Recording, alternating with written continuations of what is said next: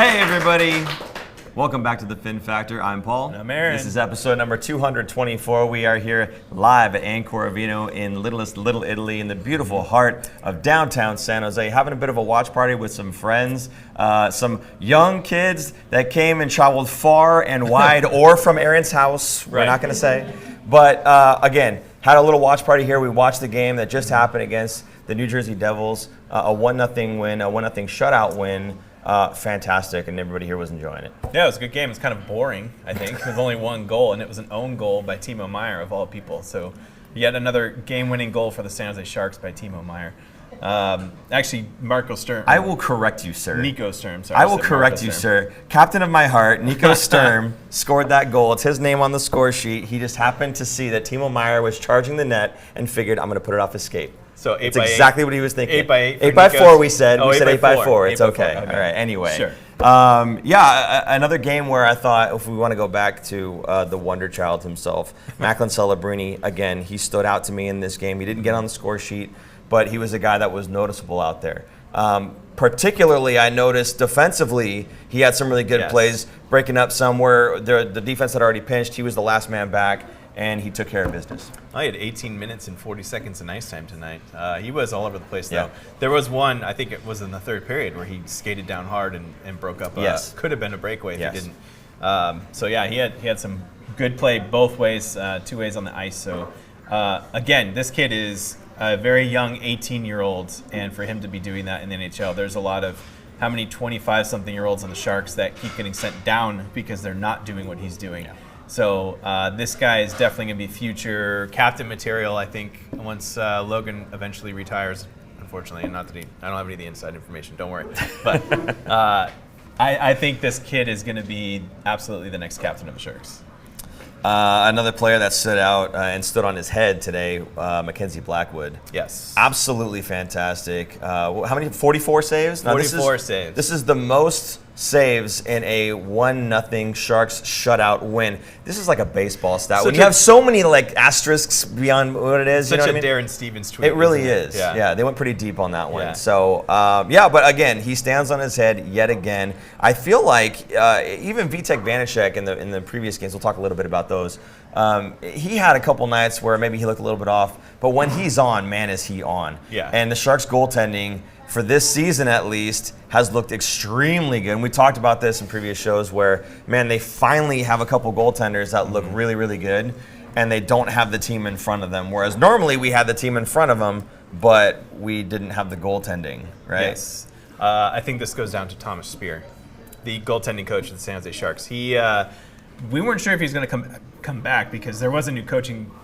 Not quite everyone on the coaching staff was let go, but a lot of the guys were let go from last year. And Warsawski ended up keeping him, and he's been doing wonders for Blackwood, but also with Vanacek. Kind of, San Jose is becoming a project team, kind of taking other teams' kind of bad salary cap dumps and turning them into gold. So I think I thought going into the season that Vanacek would kind of have an edge over Blackwood, just because his pedigree was just a little bit better than Blackwood's, but Blackwood is showing, and last week Vanacek had a great game as well. Yeah.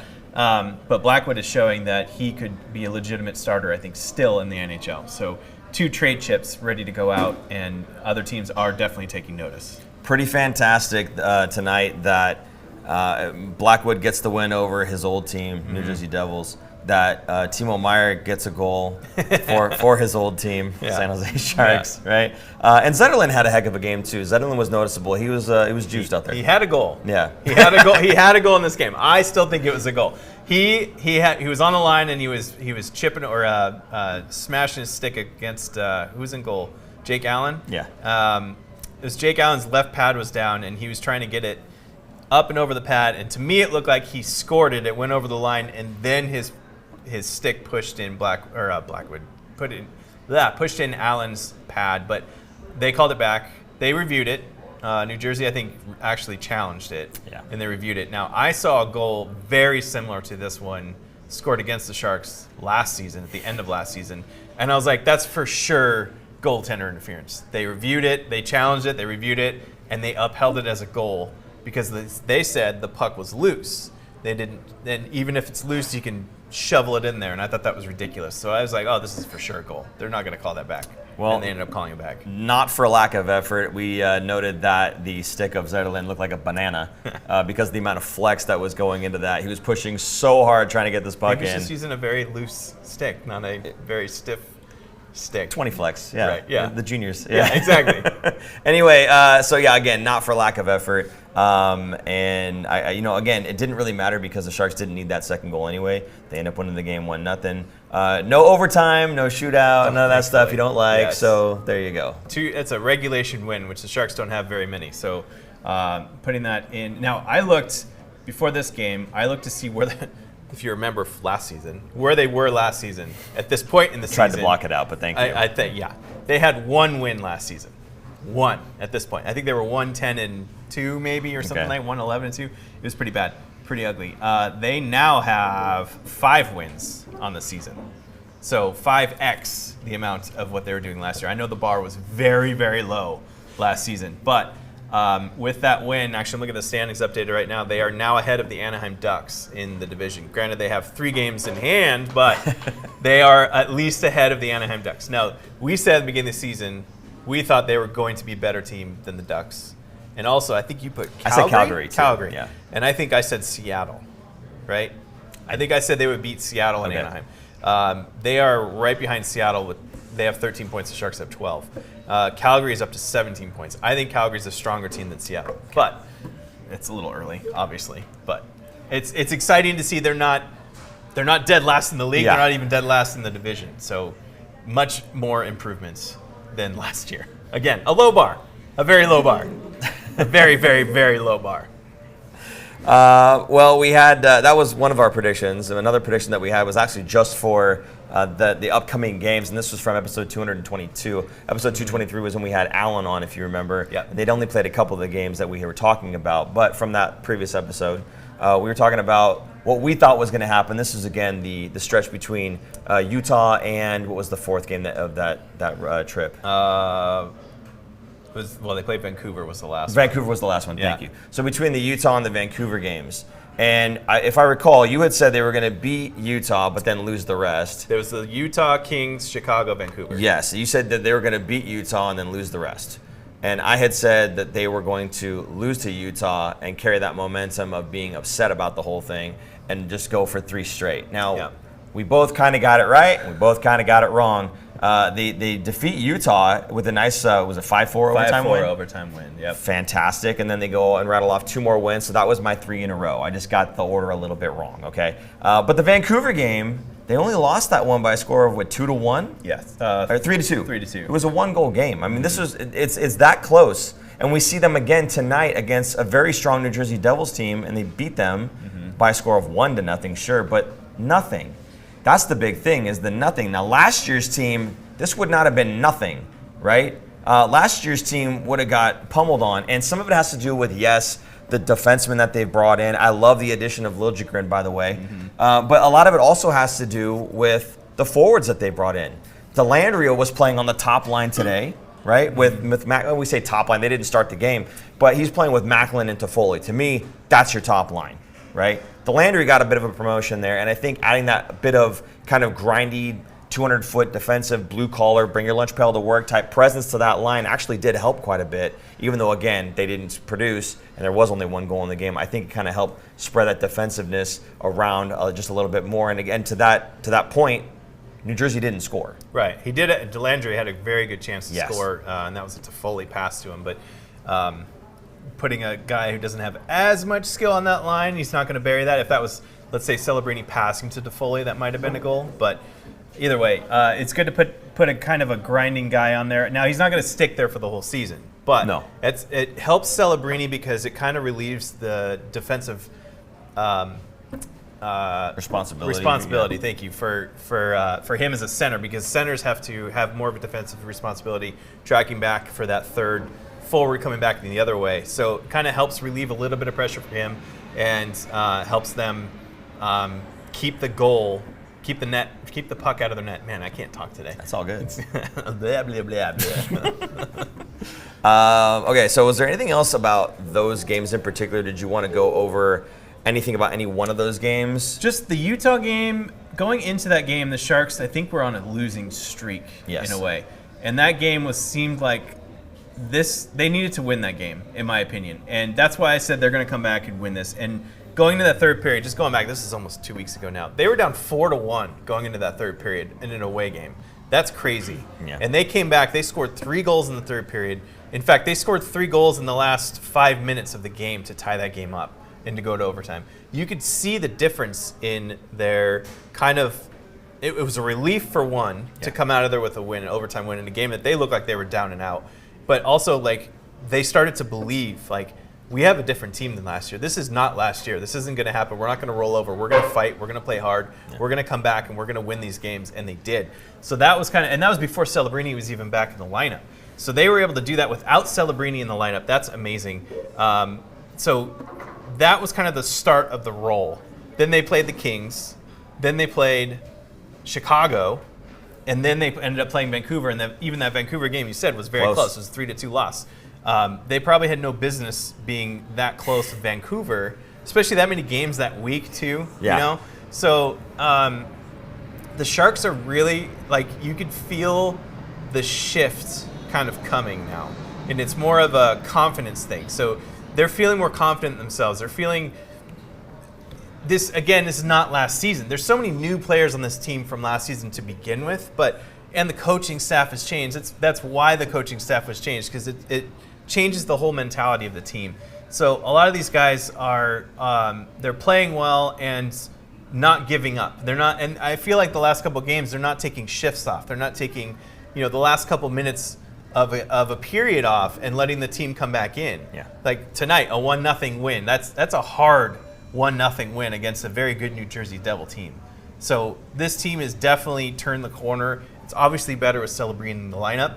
I'm excited to see where they're going to go in this month, because they could really start climbing. Obviously, they're not going to climb up that high in the standings, but they're not going to be at the bottom anymore. And I feel like last season we had talked about them being a team that is going to give you all they got. They're not going to give up on you. But last year, they didn't have kind of the talent and the horses. If you remember that revolving door from the fourth line of AHL players, yes, right? That's not so much this season. We've got a little bit more steady group to work with. So when you apply that we're not going to give up mentality, and you apply that to the players that they've got now and the coaching staff that they've got now, and the influx of the good young talent that they have. Again, Will Smith sat out in this game tonight, but we've seen him do okay. I still have my thoughts on Will Smith. I don't think again, a lot of people are saying you got to pump the brakes on Will Smith, and I'm one of those guys saying the same thing, but I do think he could benefit from some time in the AHL. I think he would benefit from being able to get his game back on track, go against some guys that are a little bit more his speed, and ramp up before you jump back into the deep end. That's just my take on Will. But the point is, they've got some of these guys like a Will Smith who's very young and talented, and they've got a guy in Macklin Celebrini. And then, again, the guys that they just brought in, Liljegren, fantastic. I'm loving what he's bringing so far. He's very offensively minded. He pinches, he creates. And I think it might have been him that had jumped in when Macklin had to come back and cover him. Yeah. And again, to his credit, Macklin being a centerman has to be more defensively minded. 18 years old, and he's taking guys on in a defensive role in the NHL. Pretty fantastic stuff. Yes, amazing. I'm very happy with where they are. I feel like this year they have more depth in all their positions, not just third and fourth line, because I feel like the last couple of years has been nothing but third and fourth line guys. Our first line was a third line last year. Yeah. Yes, they should on a good team, right? Like our first line was a third line team. Yeah. The depth is better. The talent, the incoming talent is better. Those guys like Will Smith didn't play last year. Obviously, Celebrini didn't. Yeah. But I still think Will Smith is an NHL caliber player and deserves to be in the NHL. I don't think he should be sent down yet. I'm not ruling it out, but I think that doing the kind of load management that they're doing right now is working, and he seems to me in the last week a lot more comfortable. He got the monkey off his back, scoring 2 goals in a game, so he's feeling more comfortable. And those 2 goals, I don't know if you saw the breakdown of that. Yes. There was a great video on NHL Network. Demers and Rupp, I think. Yeah, it was on NHL Network. They put it out, and you can find it on YouTube. It's a quick 6-7 minute video. If you're familiar with NFL, I know you're not, but the NFL does.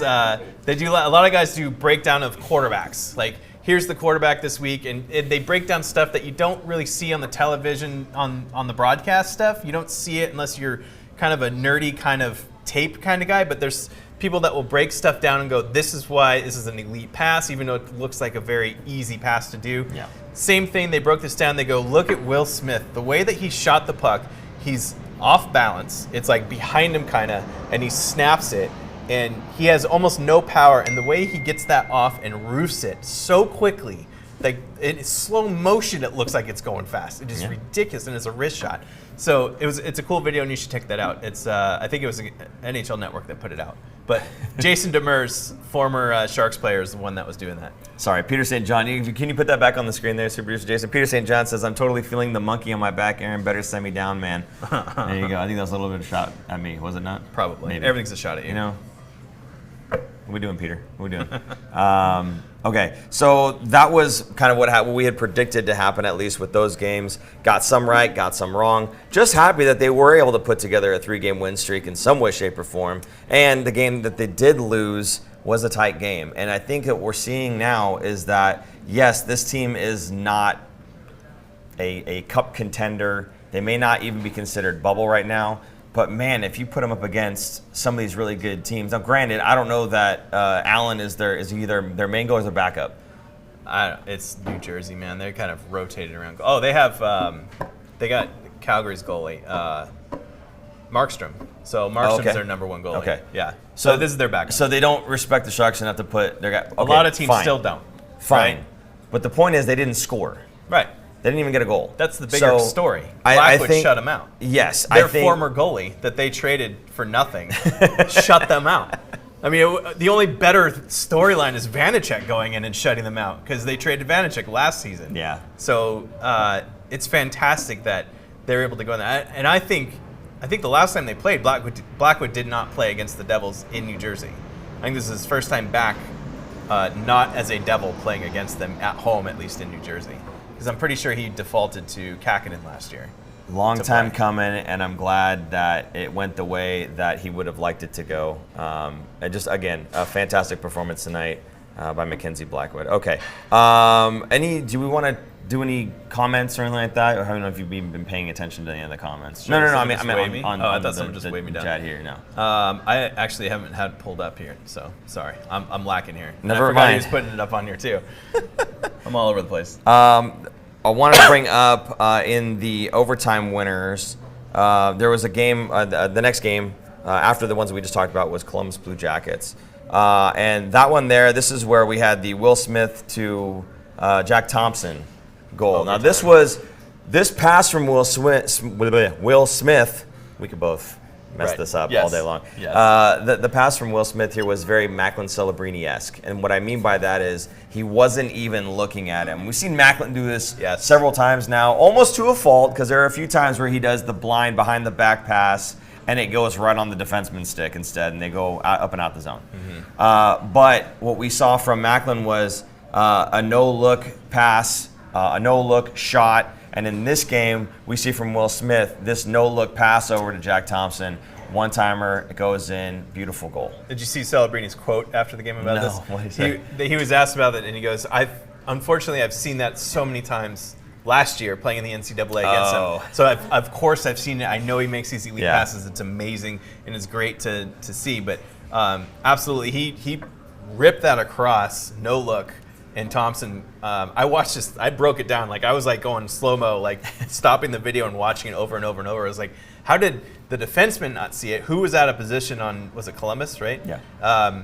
And the forward of Columbus didn't have a stick on the ice. I was trying to break it down. Like if this was against the Sharks, what would I be yelling at? Right. Yeah. So the forward didn't have a stick on the ice. If he did, that pass doesn't get through. The defenseman thinks he's shooting, and so does. Elvis Merzlikins was in goal. He thought he was shooting, so he goes down into the butterfly, and it gets passed across. That's why he was so far out of position, because he was already set and ready for Will Smith to shoot it, and then he's diving across. And so the defenseman was waiting for a rebound, but the puck went over this way, and he had to stick over here, so he couldn't even get it over in time. So it was like a perfect, wide open chance for Jack Thompson, and thank God Jack Thompson got his stick on it and didn't like heel it or whiff it or something, because he could have easily. And Merzlikins did get across a little bit. Like that could have been one of those. It could have gone either way. It could have been an amazing highlight reel save, or it could have been a great goal with an elite pass going across there, and thankfully it was for the Sharks.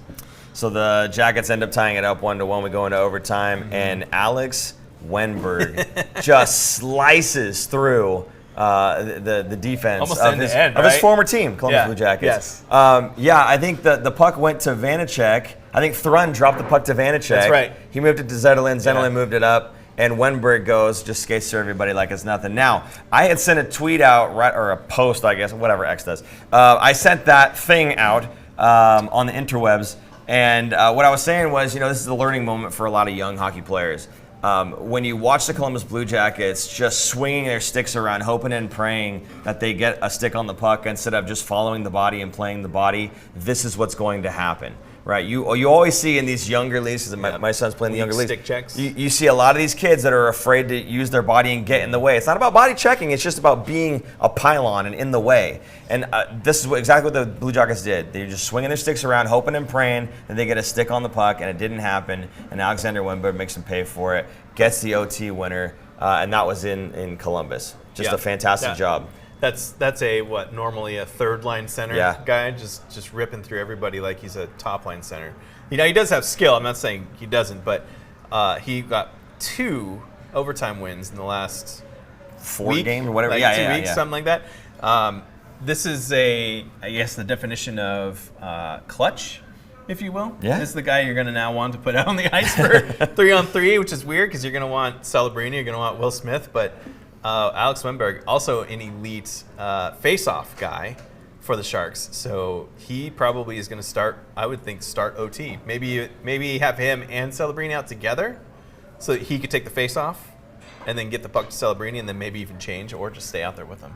But yeah, Alex Wennberg, fantastic player, and that was an incredible goal going end-to-end. Those guys did look a little tired, but all the stick checks just broke right through them and scored a great goal. And I had mentioned Vitek Vanacek, obviously, with the secondary assist, the masterful play to set that goal up, right? But so he had not just, again, leading through offense, but leading through defense. 49 saves in this game. What are you laughing about? Leading through offense. 49 saves in this game. Now, there was a stat Darren Stevens put out about this. It was the most saves for a goaltender, maybe for the Sharks, or I'm not even sure. But it had where he also had a point, or something that he had put out about this. It was the most saves in overtime by a goalie who also got an assist. Okay. So 49 saves and an assist in overtime. Nobody had ever, in the NHL, nobody had ever done that before. Again, fantastic baseball stats. I love it. Darren Stevens doing a fantastic job. If you're not following Darren Stevens on X/Twitter/whatever, definitely give him a follow. He's fantastic. He gives lots of awesome stats all the time. Things that you wouldn't normally think of. Again, baseball style stats. So really good stuff. Awesome. I'll give you a weird one from tonight's game from him. Mackenzie Blackwood became the 4th former Devils/Rockies/Scouts goaltender to record a shutout against the franchise, joining Scott Wedgwood, Kirk McLean, and Dennis Herron. That is a throwback right there. That guy was from 1977. So, he just has really cool stats. It is reminiscent of baseball. Baseball throws out all these stats because there's so much history. I mean, there's a lot of history in NHL too, but very similar to. It makes it sound like it was the greatest thing in the world, right? Nobody's ever done that It's before. historic. You're watching history. I'm not knocking it. I think it's great. No, it's fantastic. I'm a stats dork, so I love it. So after this game against Columbus, we have the game against Minnesota, which is a 5-2 loss. We're not going to say anything about that because whatever. And then again, tonight's game with the 1-0 regulation win, the best type of win. I will say the Minnesota game, that was a game of mistakes by the Sharks. Okay. That was a game where Minnesota is a very good team at forechecking and getting the puck and turning it over very quickly and getting in the back of the net, especially with Kaprizov. That guy is just one of the top 5 players in the NHL right now. That was a game, kind of a measuring stick game, I think, for the Sharks, because they are not, as much as we were talking about how much better they are, they're still not there yet. That's a great game of, if they dissect that game and they take out all those mistakes that they did, they would be in that game. They would be hanging in that game at least. But all those goals were pretty much mistakes coming back to haunt them in the back of the net. If they start eliminating those types of games and having less and less of those, this team is going to go much further, which they are starting to do like they did tonight. So we're going to do a little bit of Q&A coming up pretty soon here, but before we do that, a couple things. Just want to make sure that you guys know if you'd like to support the show, you can do that with Super Chat function, Venmo, at the Fin Factor, anything you put in there. We'll go ahead and read it out live on the show. You can also go to thefinfactor.com, get hats, shirts, sweatshirts. We ran out of fanny packs. The custom shoelaces are still on order, but just take a look at the store. We'd appreciate you guys checking us out and supporting the show that way. For anybody who's in the chat here, again, thank you guys for being here. We appreciate that. And all you folks sitting here live at Encore Vino, thank you guys for showing up and spending your time being out here with us. It's awesome. So if you guys have any questions that you want to fire our way, we'll start queuing those up, I guess. Maybe Super Producer Jason can get that one figured out. We may have a question from a certain young fan, but maybe not. I don't know. In any case, while that's happening, Super Producer Jason, you've got something about Pride Night. I think it's a Barracuda Pride Night. Can we put that on the screen now? I don't know if he's got that. There it is. Okay, Aaron, you read a lot better than I do. So why don't you go ahead and promote the heck out of this thing? Sorry. So Pride Night at the Barracuda, Saturday, November 16th, which is this upcoming Saturday, right? This weekend. Pre-game drag shows at 5 p.m. It's at Calder's Bar inside TechCU Arena. That's the ones behind the goal, correct? Or is it the other one? Calder's in TechCU? Yes. There's two bars you'll find it. There's two bars. You'll find it. Okay. I think it might be the one under the stands, not the one behind the goal. That's the Fireball Lounge, isn't it? The one behind the goal? Fireball Lounge, there that's the one. Yeah. So Calder's Bar, I think, is the one that's basically dead center ice, but it's underneath the stands, but it's a lot bigger. There's a lot more space. The game is at 6 p.m., and it's against the Calgary Wranglers. You can receive a Pride fanny pack with your ticket, and it's only $18.75. Oh, that is awesome. We have is the link down below. I think it's in the info down below, so you can click on it, but it is a bit.ly / San Jose or SJ Barracuda Pride 2024. So there you go. And it also comes with, I'm looking at the graphic now. Tickets include the drag show, the game, and the post-game group photo. Jason, is that one on the ice? Do you know? Like the Sharks do? No, it's not? It's not? It is? It is. Okay. Cool. So you get to go on the ice at the TechCU Arena and take a picture, which we've done for the Sharks ones now the last, handful of years. So pretty cool. And for those who have not been to a Barracuda game, I know we're going to go to, I don't know if we're going to this game. We might. Barracuda are a heck of a team. Absolutely. In fact, I'm going to pull up the standings right now. Yeah, okay. We don't talk enough about them because we don't have the bandwidth too much to talk about them, but especially with the addition of Askarov. I'm going to do this every time. They are a legit team. Plus they have some of the other younger guys that come up and play. Haltonen and Bordelot, who you felt should be playing in the NHL, but he's still kind of stuck there. Is he recouping? Well, he was hurt too. Yeah, Bordelot. Okay. So I think it's kind of a combination of both of getting him up to speed, but also waiting for someone to. He needs to earn that spot back. Not that he lost it, but he needs to get that spot in there. But yeah, I'm pulling up the standings right now. Let's see. Okay. They are in the division. Ooh, this will be a good game because Calgary is actually ahead of them in the division.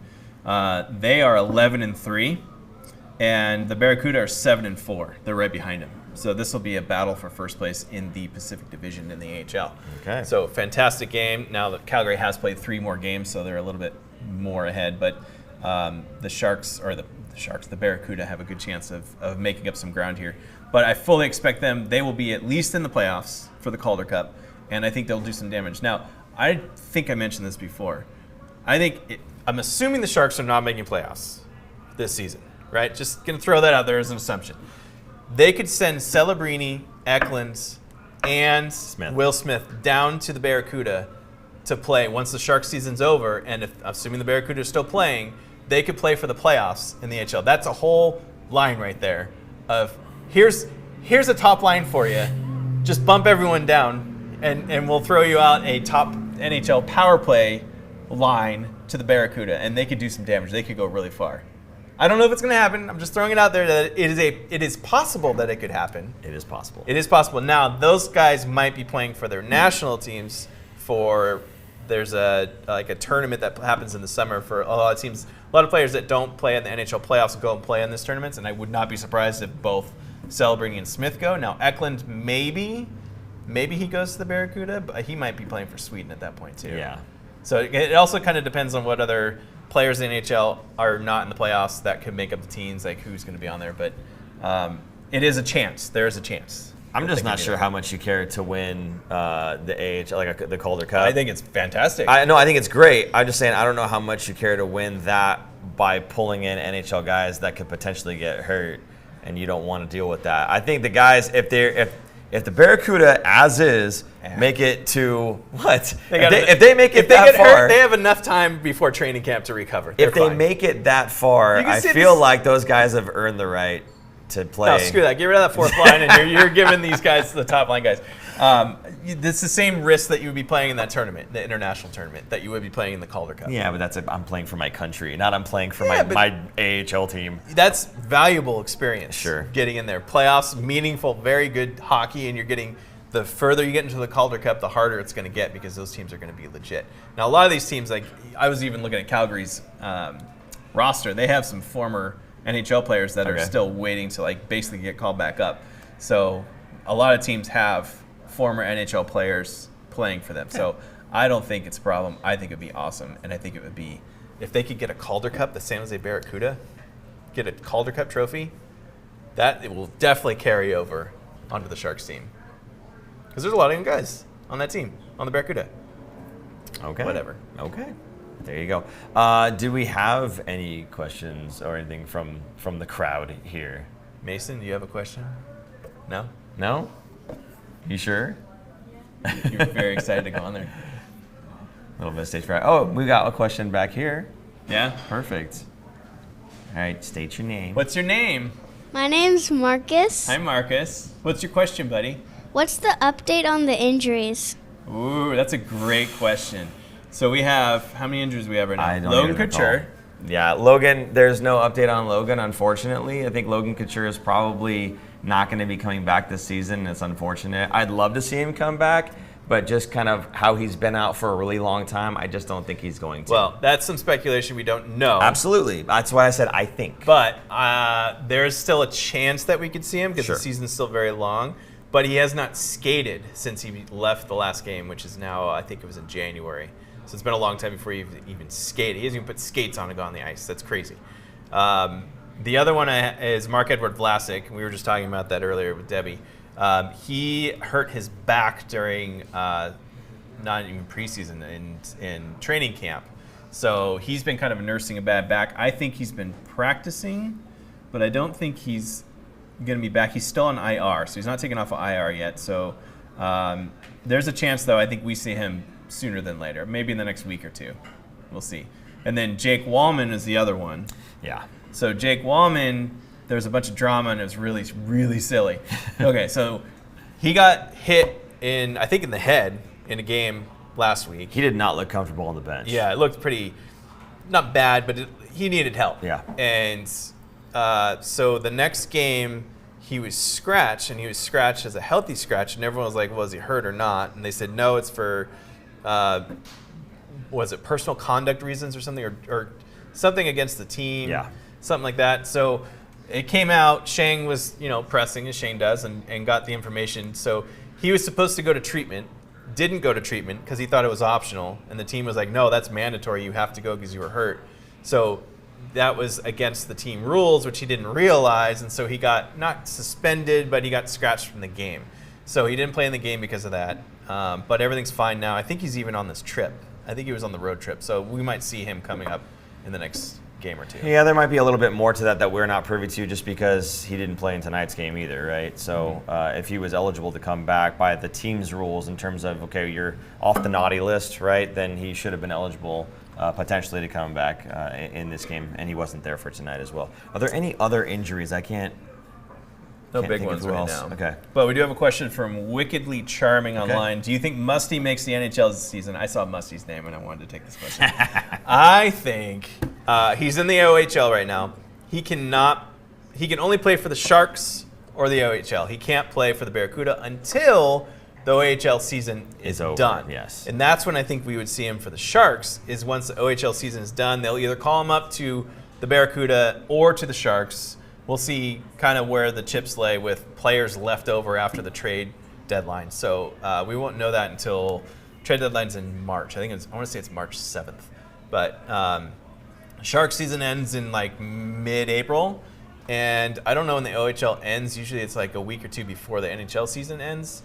So once that's over, we'll see Musty come up, probably some other guys that are in the OHL or the CHL or the WHL. I don't know who's where. I can't remember. But we'll see some of those guys get called up, at least to the Barracuda level, to play a couple games. Yeah. And possibly up to the NHL level. I would love to see him. But again, it's his work off the puck that needs to get better before he is an NHL caliber player, and he needed another season. Unfortunately, he's in the OHL. I think it would have benefited being in the AHL, but because his birthday is he turns 20 in 2025, he couldn't go. He wasn't eligible. So that sucks because I love this guy and I can't wait to see him in teal. I like him too, and the thing for me again that I said before was, if Will Smith is in the NHL, then Quentin Musty ought to be as well. Now, you're saying no, and you're shaking your head, and I get it. You think that he's got some defensive woes. Cool, I understand that. But when you watch Will Smith play, apart from the 2 goals that he's had, he hasn't really produced. And you watch the way he skates, he's not really skating at an NHL level. He's not really pumping it out there, I'm telling you. If you watch the way the guy moves, it's a little bit slow motion. I would love to see him get some games in the AHL against guys that are a little bit slower, a little bit more his speed, and then call him back up. There's nothing wrong with playing in the AHL. Lots of really good players played in the AHL, right? I mean, for the Sharks, Pavelski, Couture. I mean, these are guys that are, their names should be in the rafters by the end of their careers, and they played in the AHL. There's nothing wrong with that. I don't think there's any problem whatsoever. Now, I don't know. Again, I watch Will Smith play, and even the goals that he scored, now they were great goals, fantastic snipes, lots of really good mechanics in terms of his shooting. They talked about how his feet are pointing this way and he shot the puck that way. And man, that's rough to do, especially when you're not loading up and you have no speed, you're standing still. The problem for me is, dude was standing still. At the NHL level, you're not going to get that time and space. And he scored those 2 goals and he's done nothing else since, right? So that's my whole point. I feel he would benefit from going back, or not back, but going into the AHL against slightly lesser competition, getting a chance to kind of up his game there just a bit, and then come back up. We talk about the development days that he's having. I think going to the AHL should be part of a development day. For me, that's what I would be doing with him. I would say, hey, go develop against these guys, not go develop in a spa, right?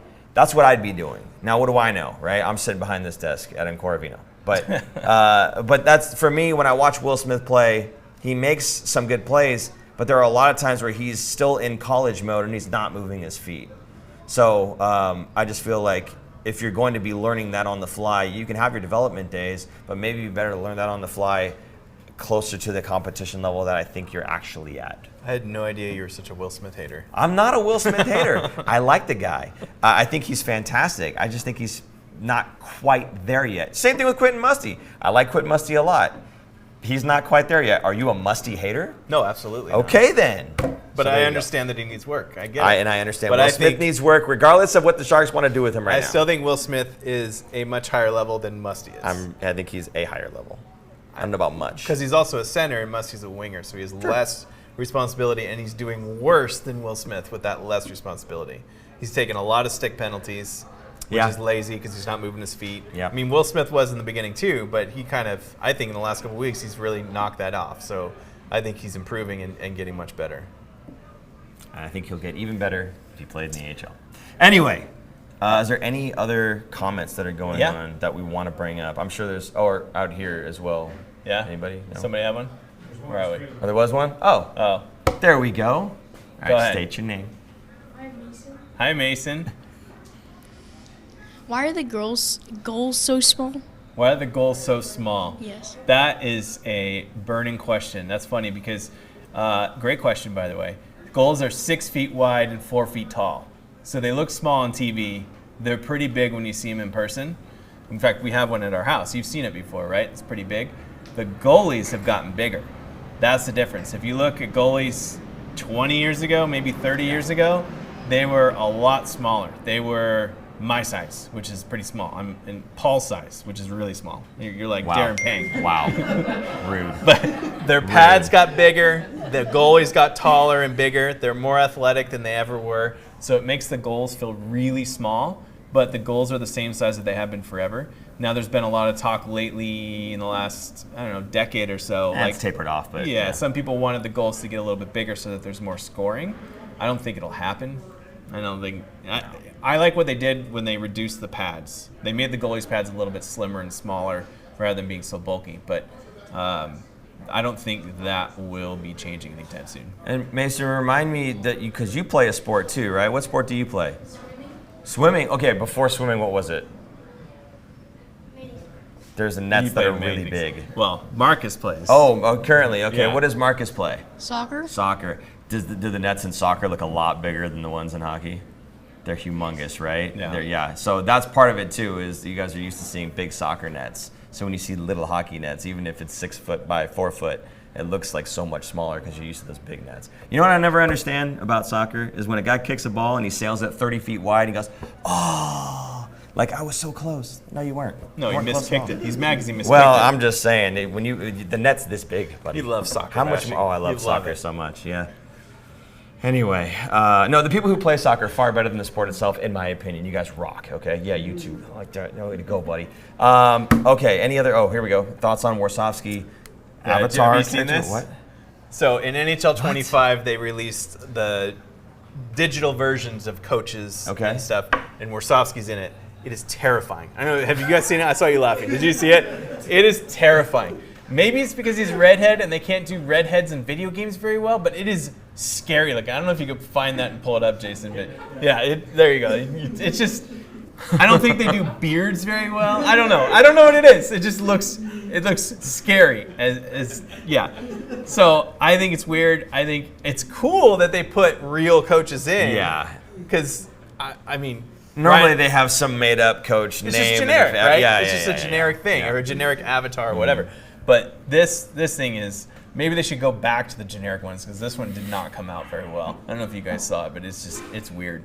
No thoughts on that whatsoever. I didn't purchase the game for the first time in a long time, actually. But I saw another question in here. Oh, there it is. oh dear God. Yeah.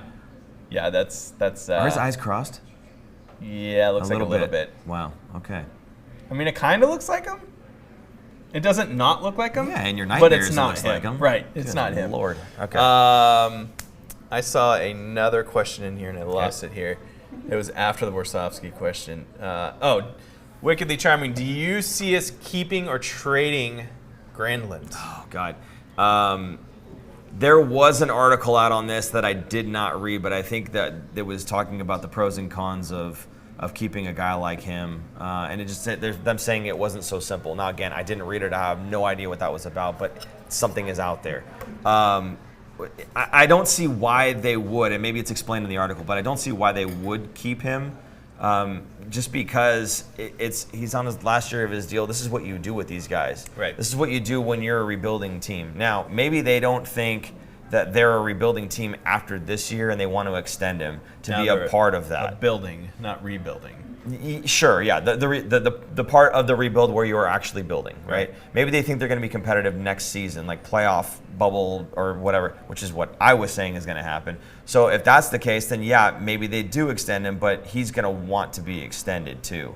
I think initially he came to San Jose with a thought of, I just need to revitalize my career because he was not having a good career in Nashville. And as soon as he came over to San Jose, you started seeing this improvement out of him. Now, Pittsburgh.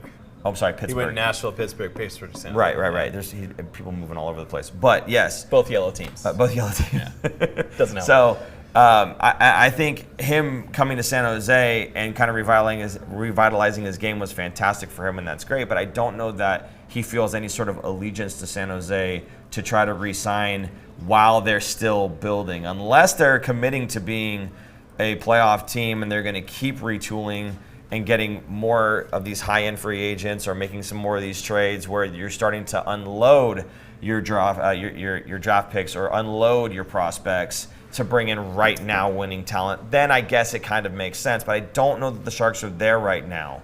I think the Sharks are still happy to trade some of these players off and continue building or stocking their shelves with prospects. I think they've got what they want in Maclinson, Labrini, and Will Smith, and I think the trades that they've made and the other picks that they've made with Dickinson, getting Lil Jagrin in here, Mook Madoulin's on in the AHL ready to go, Haltonen's going to be ready to go sooner than later. I think they've got a team that they believe in, and they've got prospects that they believe in, and I don't know that they necessarily need to re-sign Granlund for what might be a playoff run in a year or two. And I don't know that Granlund would want to be a part of a team that is, he's still kind of waiting to see where they're going to go, right? Right. I don't think Granlund. I think he would go either way, really. Like, he would be open to Yeah. re-signing, I think. The Sharks most likely will be trading him because he is a rental player. They're going to get something for nothing rather than lose him to free agency. But any team that he goes to, he's not going to have the same success as he's having right now with the Sharks, which is kind of a weird stalemate in a way because the price of him is not going to be as good because teams are going to say that, right?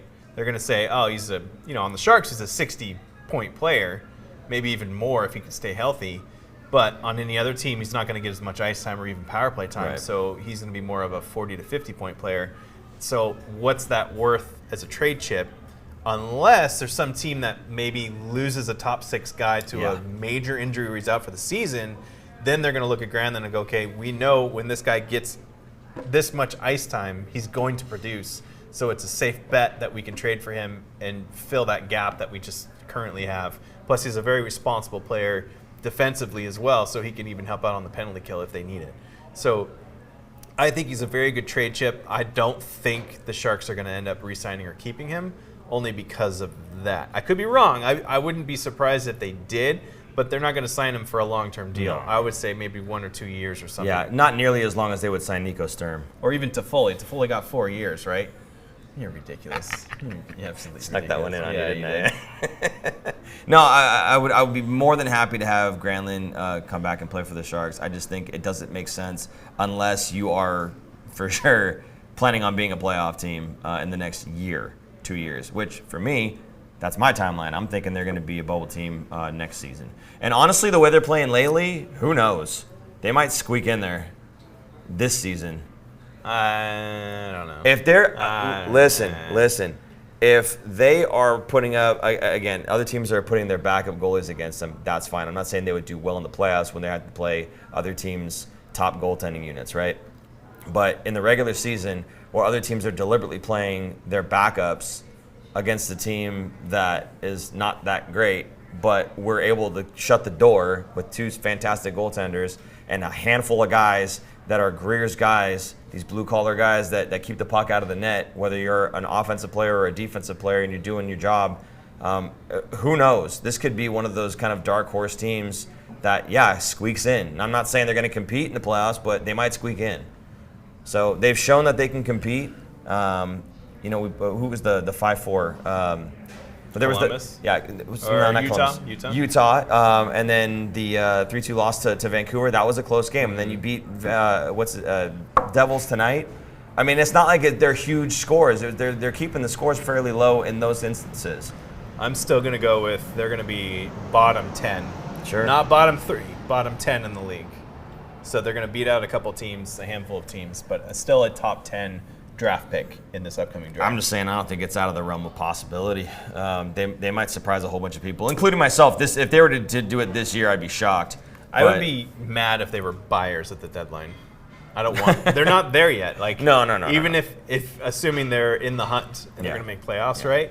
Then they're going to go out and get a couple guys and trade away some assets or some draft capital. I don't think it's worth it because they're just going to get wiped in the first round. I don't even think that would be the case. I think if they just earned it with who they've got and they weren't sellers but they just stayed put, I could definitely see that being a scenario for the Sharks. But who knows? Do you think they're going to go after Mitch Marner in Toronto? I like Mitch Marner. I know a lot of people don't. I think he is one of those guys that has, again, a 200-foot game. He tries hard, and he's willing to jump. Any guy that is like a skill player that's willing to jump in front and block shots, you're okay with me. He's a regular season performer, Good.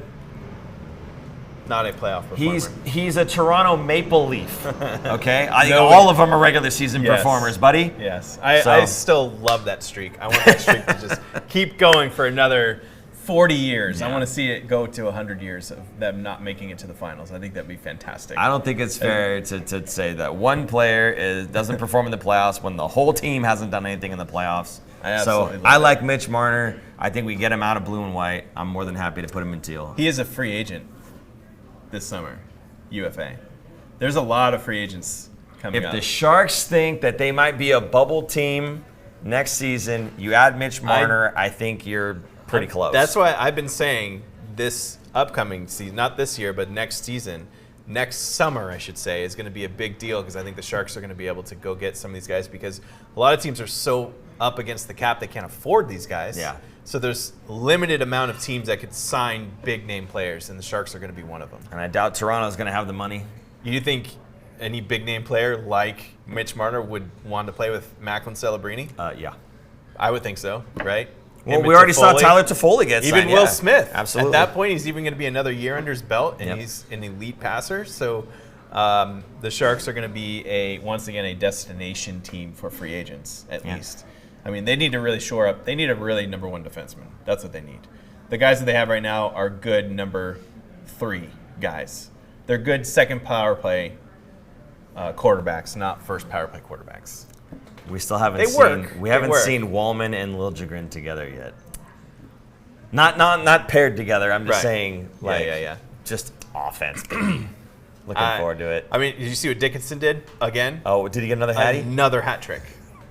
That's Another what hat I'm trick. saying. Honestly, it's a matter of time with these guys. Now, defensemen take a little bit longer. Fine. He'll But, still be a couple seasons, but still, Mukmadulin's had a couple seasons. So when he's he ready was to hurt. go, He was hurt. yeah. So I think we're going to see him soon, I think. When he's ready to go, you're going to have Sam Dickinson in the same spot Mukmadulin's in now. And you're going to have, again, those guys that are coming up. You could trade some of those other ones off. And the guys that are coming up are going to jump in and do just fine. It's too bad we did not see Mukmadulin playing against New Jersey. Yeah. Like, that would have been great to get him in the lineup tonight. sure. As a thank you. We are actually trying to do a shorter show today, and the reason for that is Corvino actually closes in 25 minutes. Super producer Jason, I got your back, buddy. He's clapping his hands. He's got to break down. See all the equipment you see over here on this shot right now. You got the cameras and the lighting and everything else. He's got to break all that down, and it's got to happen before 8 o'clock. So I am going to take the liberty to just say right now that we are going to end the show. I apologize. Normally we'd be going for another half an hour, and he'd be sweating bullets. But unfortunately, yeah, we're going to go ahead and call it more or less we right can do a here. last chance Unless right we now have for- one last chance of anybody else would like to have some sort of comment or question or anything. No? A lot of shy folks in the gallery here tonight. Again, guys. Debbie, you want to come No, and talk Debbie? about your No? cookies that you brought? No? No, she's Debbie shy. actually did bring cookies. She Yeah, did. She's known as Cookies Debbie. Yes. I think. So once again, I want to say thank you so much to the fine folks here at Corvino for allowing us to host this viewing party and giving us the space that's over here. Can we get another shot of this space one more time, Super Producer Jason? They gave us the whole room. Yeah, give it to them. Yeah. Everybody here had something to Can't eat, see, had but something to drink. And what? Behind us, we were watching the game on, Oh, on yeah, a yeah. big screen. It's kind of like, here's the corner of it. But it's So- An enormous screen here that we got to watch. So now you guys know what it is out here. So the next time we do something like this, come on out, bring your friends, bring your family. There's plenty of room out here, and if this does happen to fill up, there's room outside as well for viewing the game and everything. Great food, fantastic food. Yes. Over here. And beer selection, wine, and everything else. They got it all. So please, next time that we do something like this, we hope to see you guys out here. But if you can't and you're just in the chat because you live in Australia or something like that, we appreciate you guys too. Always great to see you guys in the chat typing to us. We really appreciate the engagement. It makes the show fun. And having you guys here actually coming out, thank you guys so much. You guys made this fun for us again. Hopefully you guys had fun. Hopefully you had enough to eat. So I guess that does it. Aaron, anything else you want to? It's nice to end on a good note because they won tonight. Yes. I was worried they were going to get blown out, and this was going to be a very somber evening. But it was a boring 1-0 win, but a win for the Sharks. It was that not makes it worth boring. it. It was a fantastic, exciting 1-0 win up until the end. They pulled the goalie Hit after the post, They too, pull, obviously. yeah, I know. Yeah. They pulled the goalie and hit the post, but they pulled the goalie and they did it smartly. They did it when the Sharks were already out there for about 40 seconds. Yeah. Then they pulled the goalie to pin him in the zone, 6-on-4 on the power play. I thought it was an enjoyable end to the game. So Yes. really fun stuff. And again, we hope to do this with more of you guys in the future. So Again, thanks to them, thanks to you, thanks to the folks in the chat. Thanks again to super producer Jason for doing all this and setting us up.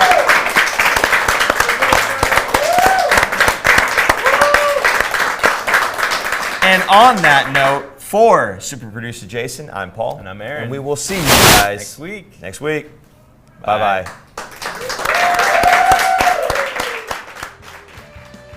Thanks for tuning in. If you like this episode, check out our other content, especially interviews. You can interact with us directly through social media at The Fin Factor and on Instagram at Fin Factor. And don't forget to join our live streams on YouTube. Visit our website at thefinfactor.com, where you'll find all of our episodes as videos or podcasts. You'll also find our exclusive